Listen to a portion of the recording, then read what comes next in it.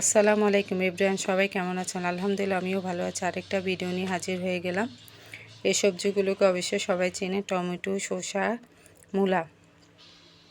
Tomato খায় না এমন কোনো লোক নেই, আমরা সবাই টমেটো খেতে পছন্দ করি, শসাও সবাই খেতে পছন্দ করি। মূলা নিয়ে একটু কনফিউজ, কারণ মূলা নিয়ে অনেকে হাসি ঠাট্টা করে, তো আমি সেদিকে না গেলাম। মূলার অনেক উপকারিতা আছে, শুনলে অবাক হয়ে যাবে।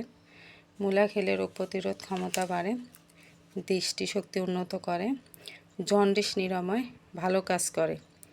জন্ডিসে মূলা অনেক ভালো কাজ করে। আর শসা তো সবাই জানেন, শসা খেলে শরীর ঠান্ডা হয়। শসার উপকারিতা আমরা কম বেশি সবাই জানি।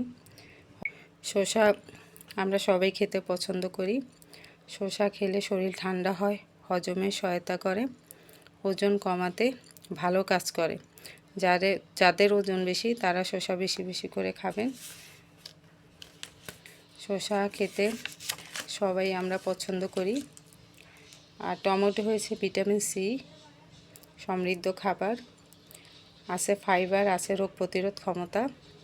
আমরা সবাই চেষ্টা করব এই ধরনের সবজি খাওয়ার জন্য। মাছ শেষ, তাই মাছ আনিয়েছি বাজার থেকে, রুই মাছ ও তেলাপিয়া। এই দুই মাছের পুষ্টির উৎস ভালো থাকে, হার্ট ভালো থাকে। যারা মাছ কম খান তারা মাছ বেশি বেশি করে খাবেন।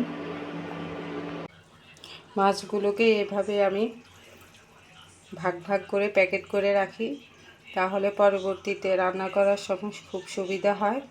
একসাথে কখনো মাছ রাখবেন না, আলাদা আলাদা করে আপনার যতটুকু প্রয়োজন ওই হিসেব করে আলাদা আলাদা করে প্যাকেটে রেখে দেবেন।